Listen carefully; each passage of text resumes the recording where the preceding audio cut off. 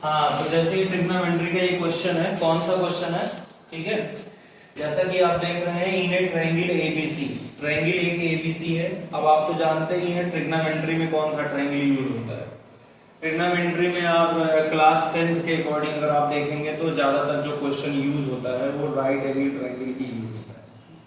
वैसे तो ट्रायंगल हम बहुत सारे पढ़े हैं, जिसमें आप देख सकते हैं कि 3 एंगल्स का सम 180 होता है, तो उसमें आप एंगल कुछ भी ले सकते हैं। ये जरूरी रिक्वायर्ड कंडीशन नहीं कि आप 90 लीजिए, ठीक। तो ट्रिग्नोमेट्री में स्पेशली तौर पे जैसा कि आप सामने देख रहे हैं, यहाँ देखिए गौर से, ये एक ट्रायंगल बनके तैयार हो गया है, ठीक। ये ट्रायंगल जिसमें 3 साइड्स हैं, पहला साइड ए बी है, दूसरा BC है, तीसरा C है, ठीक है। जिसमें से आप गौर से अगर देखें तो यहाँ पे मैं एंगल B को 90 पहले से करके रखा। आपको पता है ना 90 डिग्री कैसे बनता है। एंगल B जैसे ये 90 डिग्री एंगल, ठीक है। तो B पर 90 डिग्री का एंगल बन रहा है। तो अभी जब क्वेश्चन को आप पढ़ेंगे तो उसमें बोलेगा कि एंगल B पर राइट एंगल बन रहा है। यहाँ देखिए लिखा है given right angle at B, यानी बोला है कि B पर आपको 90 डिग्री बनाना है, तो बना दीजिए। अच्छा, आप कहेंगे सर ये क्या है और ये क्या answer, this is not 90 degree, this is acute angle less than 90 degree. मतलब ये एंगल जो आपका है ये 90 से कम है, 90 से कम है, ये भी 90 से कम है, ठीक है। समझ गए ना। तो कुल मिला के ये भी एक्यूट एंगल है, ये भी एक्यूट एंगल है, ठीक है। अब आइए थोड़ा मैं आगे बात करता हूँ, ठीक है। समझ गए ना। आइए इस क्वेश्चन में पढ़िए इन ए ट्रायंगल एबीसी, तो this is triangle ABC which is right angle at B, यानी बी पर 90 डिग्री है।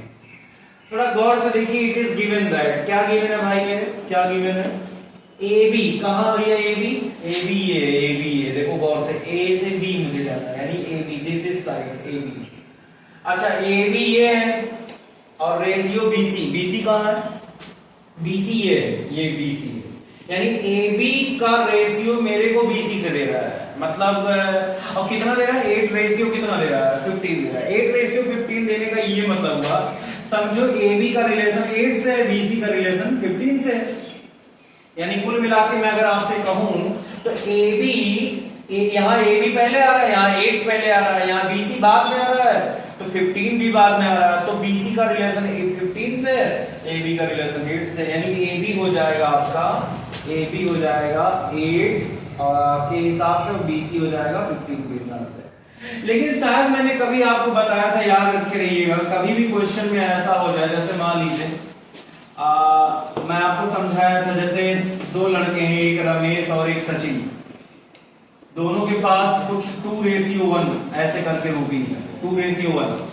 तो इसका ये मतलब नहीं हुआ, मान लीजिए रमेश एक लड़का है, सचिन एक लड़का है, दोनों के पास कुछ रुपए हैं, दोनों के पास कुछ रुपए हैं और रेशियो कितना है, 2:1। इसका ये मतलब हुआ कि रमेश का ये मतलब नहीं हुआ कि रमेश के पास 2 रुपया है और सचिन के पास 1 रुपया है। इसका ये मतलब नहीं है। इसका ये मतलब है, ऐसा तो नहीं हो सकता कि रमेश के पास 2 ही रुपया हो और सचिन के पास 1 ही रुपया कंपल्सरी हो। तो कई लोग क्या करते हैं इस क्वेश्चन में, गलती क्या करते हैं, वो लोग रमेश को मान लेते हैं 2 रुपया और सचिन को मान लेते हैं 1 रुपया, जो कि एकदम गलत। ठीक, हाँ, काम चलाने के लिए काम कर सकते हैं, बहुत इजीनेस के लिए कई बार क्वेश्चन में कर दिया जाता है, जैसा कि मैं यहाँ कर रहा था, ठीक।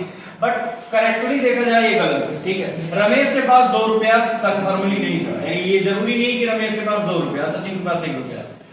ऐसा इसका ये मतलब होता है कि रमेश और सचिन में, रमेश जो है, रमेश ये रमेश, इसको रमेश कहेंगे, इसको सचिन।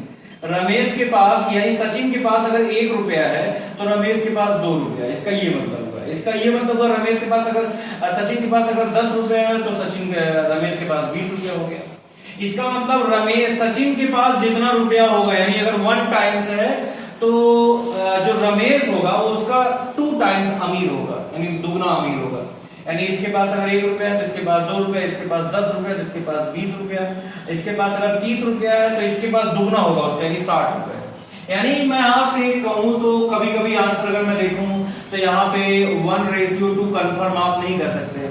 ये बस ये बताता है, रेशियो का मतलब ये होता है कि कौन कितना अमीर है। इसका ये मतलब है कि रमेश अगर 1 टाइम्स अमीर है तो नहीं, सचिन अगर 1 टाइम्स अमीर है तो रमेश उसका 2 टाइम्स अमीर है। लेकिन ये तो मेरे को नहीं पता ना कि क्या सच में रमेश सचिन के पास 1 रुपया है और रमेश के पास 2 रुपया? ऐसा नहीं है। तो यहाँ पे सचिन के पास आप 1 रुपया नहीं मान सकते, ठीक, और रमेश के पास 2 रुपया नहीं मान सकते। तो इस कंडीशन में क्या करेंगे, इस कंडीशन में आपको ऐसे चलना पड़ेगा, सचिन के पास 1x और रमेश के पास आपको 2x लेके चलना पड़ेगा, यानी x सपोज करना पड़ेगा। इससे क्या फायदा है, इससे ये फायदा है x लिखने से हम चाहे जो मनमाना नंबर लिख सकते हैं। यानी अगर मैं x को सपोज कीजिए मैं 10 ले लेता हूं, x को सपोज दैट मैं 10 ले लेता हूं, तो तब फिर ये कितना आएगा, ये आ जाएगा 2 into 10 सपोज दैट 20 आ गया। और सही बात है, अगर सचिन के पास 10 रुपया है तो रमेश के पास 20 रुपया है, दुगने का तो रेशियो है ना, क्योंकि आप 20:10 करके देख लीजिए कितना आएगा। बताइए, इसको कैंसिल कीजिए 1 टाइम्स, इसको कैंसिल कीजिए 2 टाइम्स, तो 2:1, तो यानी दिस इज दी। तो एक्चुअली क्या है कि हमको x करके सपोज करना होता है, ठीक है। तो कई लोग क्या होता है x करके सपोज नहीं करते हैं, तो ये गलत हो जाता है। ऐसे हमारे क्वेश्चन में आप जल्दी जल्दी देखिए यहाँ पे क्या बात है। हमारे क्वेश्चन में क्या ए बी कितना है, ए बी 8 का नहीं है, 8x सपोज करना है, ठीक है, और बी सी कितना है 15x, ठीक। तो आपको तो पता होगा ना, आपको तो पता होगा कि अब x वाली थ्योरी मैंने पहले समझा दिया, मैं ये नहीं समझाऊंगा, ठीक। सपोज कीजिए ये आपको 8x दिया, ये 15x दिया है, तो 2 साइड दे दिया, तीसरा निकालना है। आपने शायद पढ़ा होगा राइट एंगल ट्रायंगल में अगर मेरे को 2 साइड पता है तो तीसरी कैसे निकलती है, ठीक है, यानी तीसरा साइड यानी ये कैसे निकलेगा, ये क्वेश्चन मार्क मेरे को पता है, मेरे को पता करना है। तो कैसे को पता करेंगे, आपको पता होना चाहिए 90 डिग्री के जो सामने का साइड होता है, दिस इज ये साइड, इसको क्या नाम देते हैं, हाइपोटेनियस नेम देते हैं, इसको हाइपोटेनियस नेम देते हैं, ये तो आपको पता होगा, ठीक है। और मेरे को यही निकालना भी है कितना है, जैसे ये 8 है वो 15 है, तो वो कितना आएगा। वैसे ये सबसे बड़ी साइड होती है, ये इन दोनों से भी ज्यादा आएगी, ठीक, कितनी आएगी। इसके लिए क्या करेंगे, जैसे सपोज दैट AB को मैंने 8x ले लिया, BC को मैंने 15x ले लिया, ठीक। मेरे को ये निकालना, कैलकुलेट करना है यूजिंग पाइथागोरस थ्योरम। और पाइथागोरस थ्योरम क्या है, आपको फार्मूला पता होना चाहिए, 9th क्लास में 8th क्लास में भी आपने पढ़ा होगा, hypotenuse square is equal to base square plus perpendicular square. इसमें भैया हाइपोटेनियस कौन है, आंसर ये है, बेस कौन है, आंसर ये है, आंसर परपेंडिकुलर कौन है, ये है, ठीक। चलिए वैल्यू पुट कर देते हैं, आप गौर से देखिए, हाइपोटेनियस मेरे को फाइंड आउट करना है, तो इसलिए मेरे को नहीं पता है, इसलिए मैं हाइपोटेनियस की जगह वही मैं पुट करूंगा, स्क्वायर अपनी जगह है, स्क्वायर मैंने लगा दिया। बेस के प्लेस पे आप कितना रखेंगे देख लीजिए, हम मौके पे देख लीजिए, बेस BC है, यहाँ देखिए, और इसकी वैल्यू कितनी 15x। तो आप गौर से देखिए, बेस के प्लेस पे आप 15x पुट करेंगे, इसका स्क्वायर हो जाएगा, ठीक है, इसको थोड़ा मैंने बाद में लिख दिया है, 15x इसका स्क्वायर हो जाएगा, प्लस आगे पीछे आप कर सकते हैं, ठीक। परपेंडिकुलर के प्लेस में कितना रखेंगे, दिस इज परपेंडिकुलर 8x, ठीक, 8x का स्क्वायर हो जाएगा। फिर उसके बाद आपने तो पढ़ा होगा 8 का स्क्वायर कितना होता है 64, और x का स्क्वायर भी आप करोगे यहाँ पे x स्क्वायर, प्लस 15 का स्क्वायर 255, और यहाँ x का स्क्वायर करोगे तो x स्क्वायर। आपको तो पता होना चाहिए ये दोनों क्वांटिटी एक जैसी है, क्योंकि this is x square, this is x square, दोनों एक जैसे हैं, इसमें भी x स्क्वायर है, इसमें भी x स्क्वायर, बट फर्क यही है, ये 225 225 से 64 है 64। तो आपको तो पता होना चाहिए 225 और 64 जोड़ेंगे यानी ऐड करेंगे तो कितना आएगा, आंसर 289 आएगा। और जो आपने यहाँ x स्क्वायर लिखा था वो आपको लिखना ही है, ठीक। फिर क्या करेंगे, ये जो आपने आंसर निकाला ये किसका आंसर, ये आंसर आपने हाइपोटेनियस के स्क्वायर का आंसर निकाला, यहाँ देखिए। तो हाइपोटेनियस का जो स्क्वायर है उसका आंसर निकल के कितना रहा 289x स्क्वायर। आपको तो पता है आपको हाइपोटेनियस निकालना है, ना कि हाइपोटेनियस का स्क्वायर निकाले। स्क्वायर को इधर ट्रांसपोज कीजिए तो रूट में कन्वर्ट हो जाएगा। अब यहाँ देखिए गौर से, इस पे स्क्वायर नहीं लगा है, इस पे स्क्वायर नहीं लगा, तो मैं यही कैलकुलेट करना चाहता हूँ, स्क्वायर उधर जाएगा तो रूट बन जाएगा, जब इधर जाएगा रूट बन जाएगा, तो 289x स्क्वायर का जब आप रूट निकालेंगे तो आपको तो पता है ना 289 को हम क्या लिख सकते हैं 17 into 17। तो आपको पता है जब इसका रूट लेंगे तो फिर इसका भी रूट लेंगे, और आपको पता है रूट का रूल क्या होता है, पेयर में से एक बाहर, आंसर इसका 17 आने वाला है, ठीक है, समझ गए ना। तो कुल मिला के हाइपोटेनियस का आंसर 289 का कितना, पेयर बनाइए इसका, फैक्टर 17 into 17। तो रूट में क्या होता है, एक नंबर बाहर आ जाता है पेयर में से, तो 17। अच्छा इसका होता है स्क्वायर कैंसिल आउट हो जाएगा, स्क्वायर हट जाएगा क्योंकि यहाँ रूट लगा है, तो रूट ये रूट और स्क्वायर कैंसिल आउट, समझिए अब आगे x आ जाएगा 17x। चलिए ठीक है, कुल मिला के अब ये भी निकल गया 17x। चलिए अब गौर से देखिए, इसमें कुछ जरूरी चीजें मैं आपको बताने जा रहा हूं, ठीक है। अब आप देखो इसमें एंगल ए क्या है, बताओ एक्यूट एंगल है। अब बहुत जरूरी चीजें हैं, एंगल ए जो है एक्यूट एंगल है, एंगल सी भी क्या है, एक्यूट एंगल है। अब मैं कुछ जरूरी चीज बताने जा रहा हूं। अगर आप एंगल ए के हिसाब से चलते हैं, अब तक आप ये जानते थे कि ये हमेशा परपेंडिकुलर होता है, ये हमेशा बेस होता है, जबकि ये गलत है, ये गलत है। अगर एंगल ए के हिसाब से चले हम, एंगल ए के हिसाब से, यानी इस एंगल के हिसाब से, तो इसके सामने का जो साइड आएगा यानी दिस इज, यानी बीसी, दिस इज परपेंडिकुलर, ये परपेंडिकुलर होगा। अगर ये परपेंडिकुलर है तो फिर ये क्या होगा, आंसर ये बेस हो जाएगा, और क्या होगा, दिस इज हाइपोटेन्यूज। तो कुल मिला के cos A का आंसर क्या आएगा। अच्छा चलिए, अब आपने ट्रिग्नोमेट्री में फार्मूला प्रीवियस लेक्चर में देखा ही होगा, cos का फार्मूला क्या होता है, बेस अपॉन हाइपोटेन्यूज। जैसे आप ट्रिग्नोमेट्री में कहीं COS लिख देते हो cos, cos का मतलब क्या होता है, cos का मतलब होता है मुझे बेस देखना है, मुझे हाइपोटेन्यूज देखना है, इसका ये मतलब होता है, ठीक। तो कहीं भी अगर आपसे मैं कहूं cos लिखा है, इसका क्या मतलब है, इसका मतलब है कि आपको बेस देखना है और हाइपोटेन्यूज देखना है। तो बेस कितना हो गया आप देख लीजिए गौर से, तो A के हिसाब से ये परपेंडिकुलर हुआ तो ये बेस हो जाएगा, तो बेस 8x आएगा। और हाइपोटेन्यूज कितना, हाइपोटेन्यूज आप निकाल चुके हैं, यही है हाइपोटेन्यूज 17x। तो क्या इतना लंबा लिखने की जरूरत है, x तो कैंसिल आउट हो ही जाएगा, तो इसलिए आप 8/17 लिख दीजिए। ऐसे ही देखिए यहाँ पे sin A का भी काम पड़ा है, तो चलिए sin A का फॉर्मूला बताइए। इसका फॉर्मूला जब भी कहीं sin लिख दिया जाए sin, तो जैसे cos का मतलब होता है b/h यानी बेस अपॉन हाइपोटेन्यूज, इसका p/h परपेंडिकुलर अपॉन हाइपोटेन्यूज। अब इसका वैल्यू बताइए। अब बताइए a के हिसाब से चलेंगे तो यही परपेंडिकुलर हो जाएगा 15x upon 17x, answer x cancel out हो जाएगा। कुल कहानी इसका यही है कि भैया 15/17 आने वाला है, ठीक है। अच्छा चलिए ठीक है, इसमें अभी काम लगेगा, तमाम काम लगेगा, cos C का भी काम लगेगा, जैसा कि आप देख रहे हैं cos C का काम लगेगा। तो cos C का आंसर कितना आएगा, अच्छा बताओ, जब C के हिसाब से चलेंगे, अब देखो अब तक हम A के हिसाब से चलते थे, अब हम किसके हिसाब से चलेंगे, अब हम C के अकॉर्डिंग चलेंगे। अब C के अकॉर्डिंग चलेंगे तो क्या होगा बताओ, ये परपेंडिकुलर हो जाएगा, क्योंकि मैं बार बार कहता हूं जिस एंगल की बात करेंगे आप उसके सामने का साइड परपेंडिकुलर, ये परपेंडिकुलर हो जाएगा। अब अगर ये परपेंडिकुलर हो जाएगा तो ये क्या हो जाएगा, ये बेस हो जाएगा। तो वैसे cos का फार्मूला अभी मैंने क्या बताया था आपको, बताओ, b/h।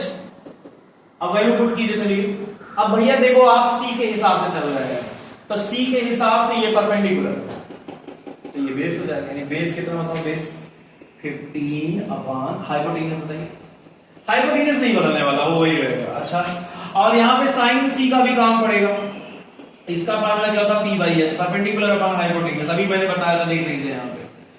अच्छा बताओ C के हिसाब से चल रहे हो ना, तो दिस इज परपेंडिकुलर, और संजोग से मुझे परपेंडिकुलर का काम भी लग रहा है यहाँ पे। तो आप बताओ कितना, 8x upon 17x, x cancel out हो जाएगा, क्या लिखूंगा, ठीक।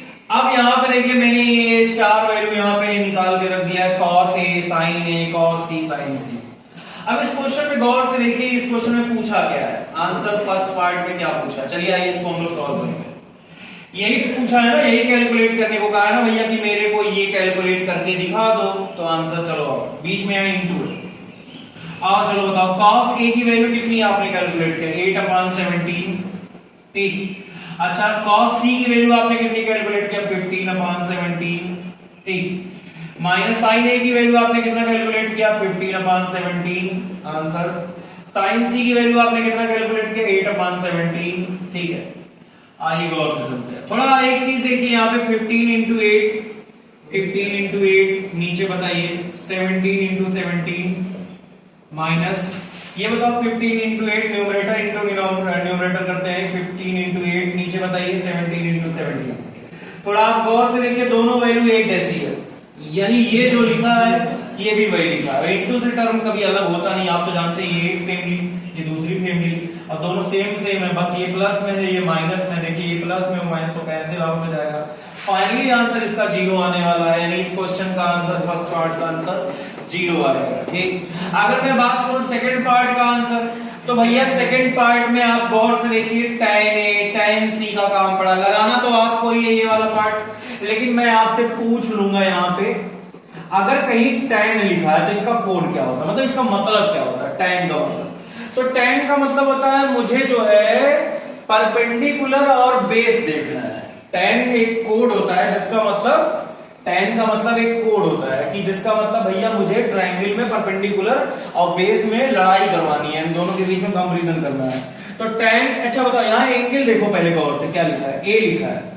तो भैया यहाँ ए कहां पे है, ए ये देखो ए है। तो ए के हिसाब से मुझे चलना है इस बार किसके हिसाब से चलना है, ए के हिसाब से चलना। फार्मूला बताओ P by B, perpendicular upon base. अब जब ए के हिसाब से चलोगे तो परपेंडिकुलर कौन होगा, दिस इज परपेंडिकुलर यानी 15। बेस कौन सा होगा, बेस कौन सा होगा, दिस इज 8। ये बेस हो जाएगा, वो तो हाइपोटेन्यूस ही रहेगा 15 अपॉन 8, ठीक। और संयोग से यहाँ पे tan c का भी काम लगा है सेकंड पार्ट में, देखो यहाँ tan c का भी काम लगा है। तो भैया tan का तो कोड अभी बता क्या है मैं आपको, P बाई बी ही होता है, परपेंडिकुलर अपॉन बेस होता है। तो अगर मैं आपसे पूछूं c के हिसाब से कौन पर, यहाँ c के हिसाब से मेरे भाई, c के हिसाब से, तो c के हिसाब से कौन परपेंडिकुलर, c के हिसाब से ये परपेंडिकुलर यानी 8 अपॉन कितना 7, नहीं बेस कौन सा है 8 अपॉन 50 यानी ये आ जाएगा। अब हमें क्या करना है, सेकंड पार्ट आप लोग सॉल्व करके दिखाएंगे। tan a की वैल्यू ये रख दीजिएगा, tan c की वैल्यू ये रख दीजिएगा और फिर कमेंट में मेरे को आंसर बताइएगा, ठीक है।